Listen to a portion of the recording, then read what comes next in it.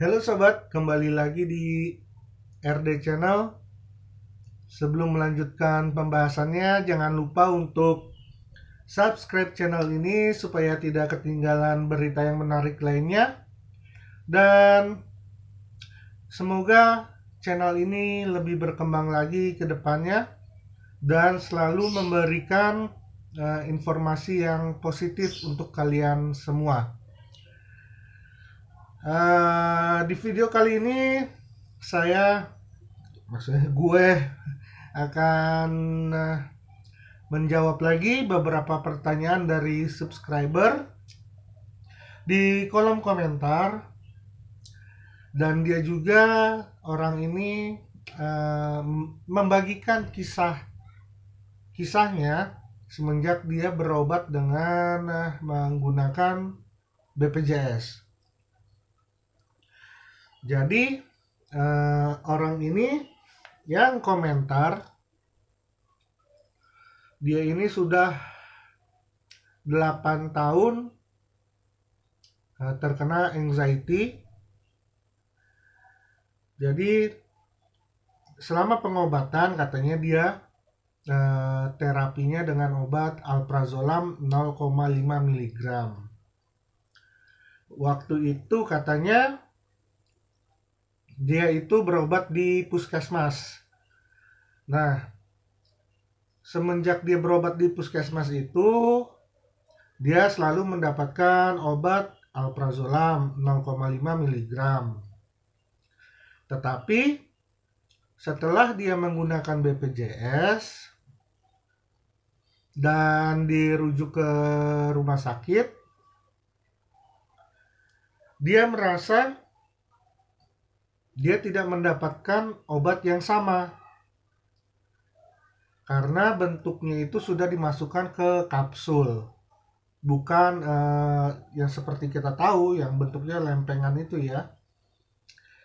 Nah, jadi dia ini pertama berobat dari puskesmas, dan gue nggak tahu orang tersebut domisilinya di mana, berobatnya di puskesmas mana gue nggak tahu.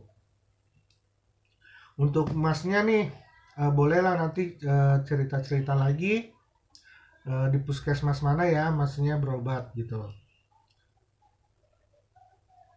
Nah, setahu gua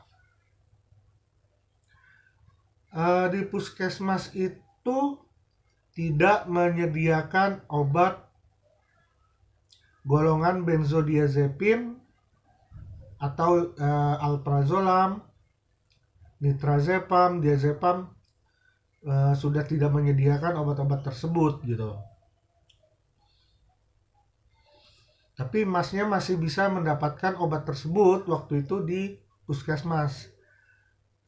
Saya nggak tahu mas ini berobatnya ini di tahun berapa ya.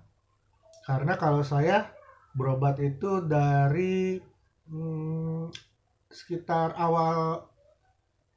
udah awal-awal tahun, ya awal-awal tahun lah 2022. Nah, lalu masnya ini katanya akhirnya menggunakan BPJS dan dirujuk ke rumah sakit. Singkat cerita, masnya bilang ini obatnya obatnya itu udah berbentuk kapsul. Dan gue tanya kepada yang komentar itu, masnya, mas kenapa nggak ditanya obatnya itu benar alprazolam atau tidak gitu kan. Karena si masnya ini merasa ketika dia meminum obat tersebut, yang kapsul tersebut, itu reaksinya tidak seperti alprazolam gitu. Dia masih merasakan panik lah, cemas ya. Lalu saya bilang, gue bilang gini ke masnya, mas coba ditanya aja ke pihak farmasinya gitu kan. Ini benar alprazolam atau bukan gitu. Nah, ternyata masnya udah mempertanyakan itu ke pihak farmasinya.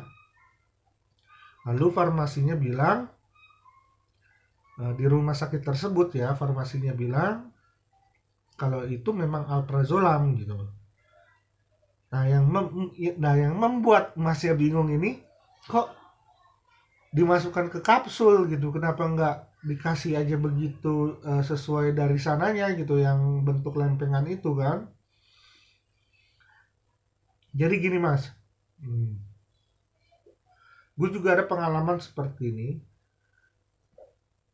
Gue berobat, awal gue berobat itu gue memang dikasih alprazolam ya. Yang 1 mg sehari itu gue minum 3 kali, pagi, siang, malam. Tetapi karena intensitas panik gue menurun, akhirnya dosis gue diturunkan menjadi 1 mg per hari gitu. Jadi pagi gue minum 0,5 dan malam minum 0,5 mg. Nah, setelah berjalannya waktu,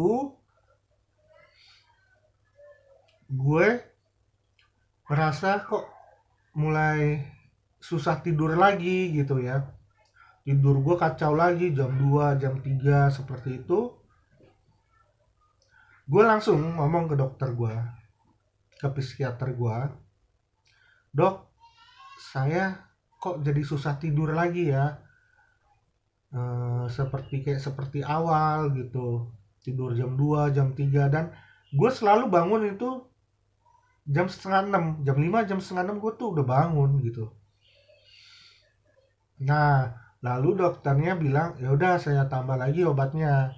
Jadi gini, sebelum ditambah itu obatnya, obat gue tuh ada 2 macam, alprazolam dengan sertralin yang 50 mg. Nah, di saat kasus gue ini tidak bisa tidur, dan dokter bilang, "Oke, akan saya tambah obatnya."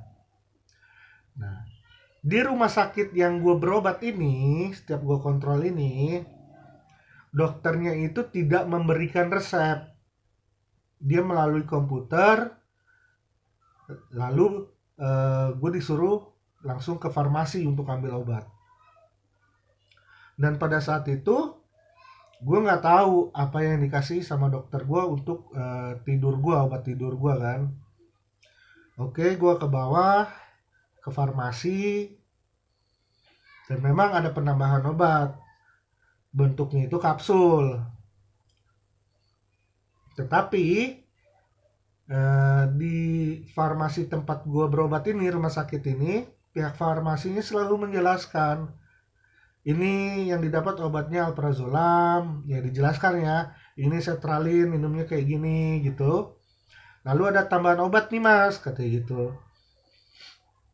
Ada obat Serequel ditambah dengan alprazolam yang sudah diracik gitu. Jadi dia di kapsul nih. "Oh ya udah, nih untuk obat tidurnya," katanya gitu. Oh ya. Oke, singkat cerita, gue mencoba minum obat tersebut, obat tidurnya. Ternyata obat tidurnya itu eh, efeknya itu apa ya? Keras banget, maksudnya keras, ngantuk banget. Gue waktu itu karena gue nggak bisa tidur, gue minum jam 11 siang nih. Gue minum jam 11 siang obat tidurnya. Lalu gue bangun-bangun jam 8 malam. Bayangin, dari jam 11 siang kebangun jam 8 malam. Dan gue pas bangun kayak orang linglung. Kok gelap ya kamar gue? Ini hari apa ya? Apakah ini udah pagi? Gitu tuh gue. Kok bingung, gue kayak orang bingung gitu. Lalu gue lihat jam, waduh, kok jam 8? Kok gelap? Nah, gue langsung mikir, lah, berarti masih hari yang sama dong gitu kan. Nah, udah, Setelah itu gue tetap minum tuh beberapa hari minum itu, dan efeknya memang seperti itu bikin gue nggak nyamannya apa, karena itu ngantuk banget. Oke, sebulan kemudian gue kontrol lagi dan ditanya oleh dokter gimana perkembangannya.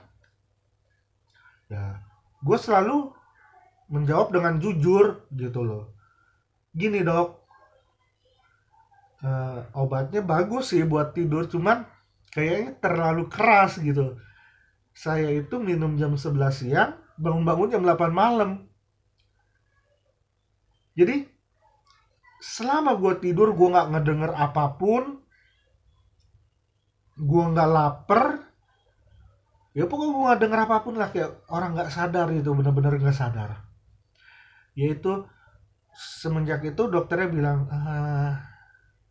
apa dikurangin ya yang serequelnya itu ya, katanya gitu. Saya kurang tahu dok, tetapi kayaknya memang cukup keras sih obatnya gitu kan, dan itu mengganggu banget gitu, dan membuat saya itu kayak linglung. Nah akhirnya dokternya bilang, oh ya udah kalau kayak gitu nggak usah pakai serequelnya ya, berarti diazepamnya aja yang saya kasih. Oh ya udah, gimana baiknya dokter, saya nggak ngerti dok gitu kan. Ya nggak apa-apa, dicoba dulu ya katanya diazepamnya. Oke, dikasihlah diazepam yang 2 miligram. Nah, gue setelah dokternya itu ngetik di komputer langsung bilang, oke, silakan ambil obat di farmasi. Karena di rumah sakit gue berobat itu nggak pakai resep lagi manual gini, enggak gitu, tinggal ambil gitu ke bawah ke farmasi. Dan gue turun ngambil obat, ya benar, gue dapat tetap alprazolam 0,5 yang 1 mili, lalu sertralinnya tetap, dan yang dirubah ya ini, jadi Serequel yang racikan tadi itu, Serequel dengan diazepamnya ini udah nggak diracik. Gue hanya mendapatkan diazepamnya nih, jadi Serequelnya nggak diracik jadi satu, nggak di kapsul, jadi dia berbentuk lempengan gitu. Jadi untuk masnya yang bertanya, dan terima kasih yang sudah sharing di kolom komentar, gue menyarankan untuk masnya tanya ke dokternya, dok, kenapa ya kok alprazolam saya dimasukkan ke kapsul? Apakah ada racikannya atau gimana gitu? Tanya aja, nggak apa-apa, karena itu hak kita untuk bertanya, kan kita nggak tahu apa yang kita konsumsi, apa yang kita minum. Jadi ya kita mesti tahu gitu apa yang kita minum, obat tersebut apa gitu kan. Itu hak kita, hak pasien, kita harus mengetahui apa obat itu, apa indikasinya, apa kegunaannya, seperti itu hak pasien. Jadi masih boleh bertanya ke dokternya, kok alprazolam saya di dalam kapsul ya, kenapa nggak lempengan aja ya dok, dan efeknya kok berbeda seperti saya minum alprazolam yang biasa gitu, yang dari stripan itu kan, dibanding dengan yang kapsul gitu. Jadi untuk masnya bisa bertanya seperti itu, dan mudah-mudahan masnya segera pulih. Saya doakan semoga lekas pulih, lekas sembuh, dan bisa lepas dari alprazolam. Dan terima kasih untuk semuanya yang telah mendukung RD Channel sampai saat ini. Terima kasih yang sudah nge-like, terima kasih yang sudah menonton video ini tanpa skip-skip ya. Berkat kalian, RD Channel ini terus berkembang dan tetap masih ada sampai sekarang ini berkat kalian. Jadi, gue terima kasih banget kepada kalian. Dan terima kasih yang telah menonton video ini tanpa skip-skip ya. Dan ya mudah-mudahan kalian semua diberikan kesehatan, umur panjang, dan rezeki yang melimpah dari Allah Subhanahu wa Ta'ala. Dan satu lagi, jika kalian ingin bertanya, silakan bertanya di kolom komentar dengan pertanyaan yang sopan. Ikuti pedoman YouTube, komentarnya ya yang sopan.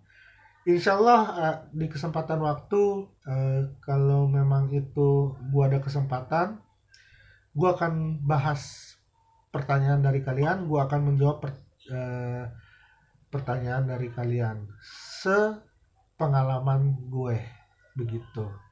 Jadi sekali lagi terima kasih. Semoga diberikan kesehatan, umur panjang, dan rezeki yang melimpah dari Allah Subhanahu wa Ta'ala. Amin. Ciao.